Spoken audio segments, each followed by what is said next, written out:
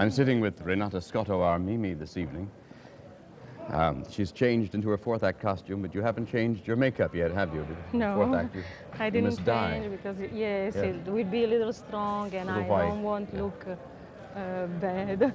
When we discussed this evening's program, you said you didn't want to come on for the interview until after the third act, after the Addio senza rancor. Yes. Why was that?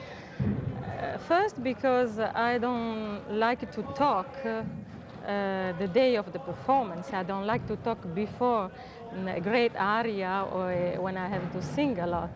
And so now I rest because the third act was the most important for me. So now I can talk. And then I'm here.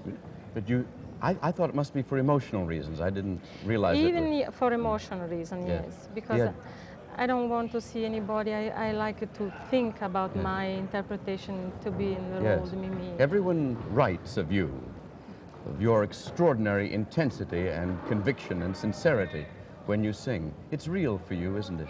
Yes. You know, I like very much to be in the role, deeply in the role, and I prepare and I studied very, very hard to understand what mean every word I sing.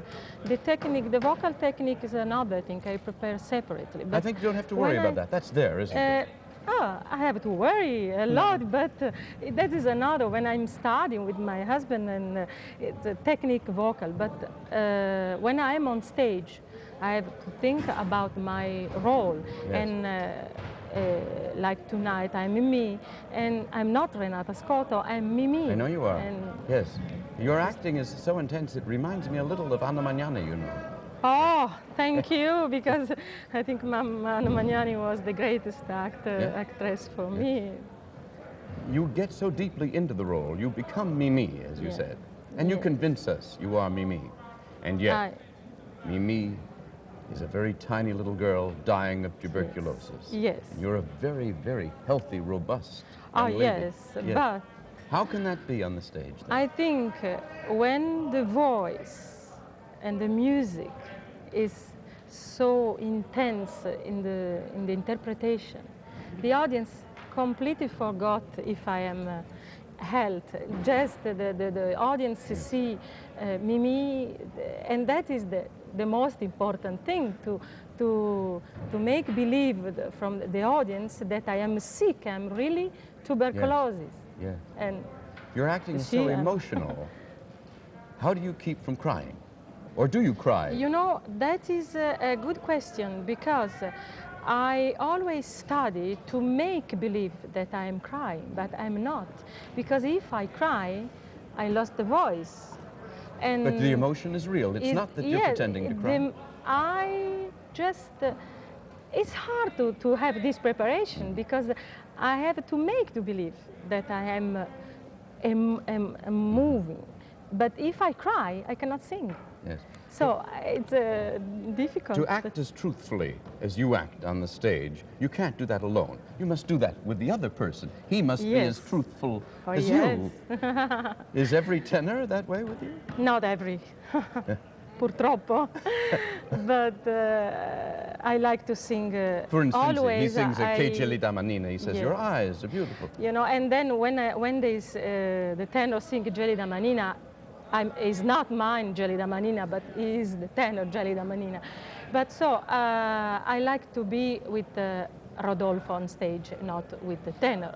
Sometimes happened to be on stage with the tenor. I remember one time when Rodolfo sing the aria, talor dal mio forziere, ruban tutti i gioielli, questi occhi belli, in my eyes.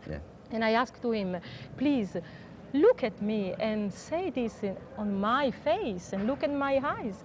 And so he said to me, I can't because I have an IC later. And that is tenor.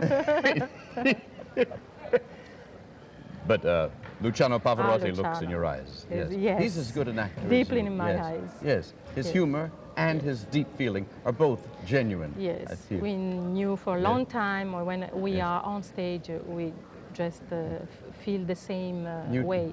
You told me of another tenor at Oh, I remember in La Scala, when I sang Bohéme, in La Scala, I changed 3 Rodolfo in one evening, because the first was sick after the first act, the second after the third, and finally came the third Rodolfo. Yeah, your murder on Rodolfo's. But I don't know, maybe. How many children have you got? I have 2 children. Yes. I have 1 girl, 7.5, and 1 boy, 4.5. Yeah. Do they accept you as an opera singer? Do they see you?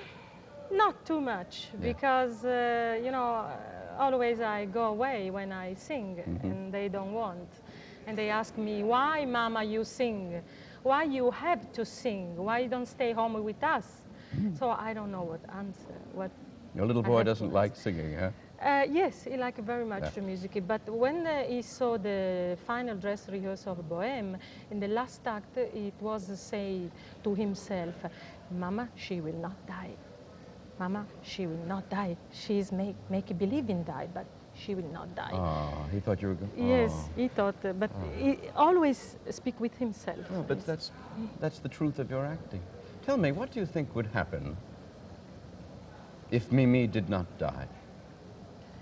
Oh, that would be completely different story, and so I think Mimí must die. Yes, but would she and Rodolfo live on and be happy together? No, I don't think. I think maybe after 1 year, each other. Yes. They Of course, Mimí must die. Mimí must die. Is a symbol. She's young love. Young love doesn't last. Oh, yes. That's a sad story, isn't it? Sad story, Yes. but also a very nice story.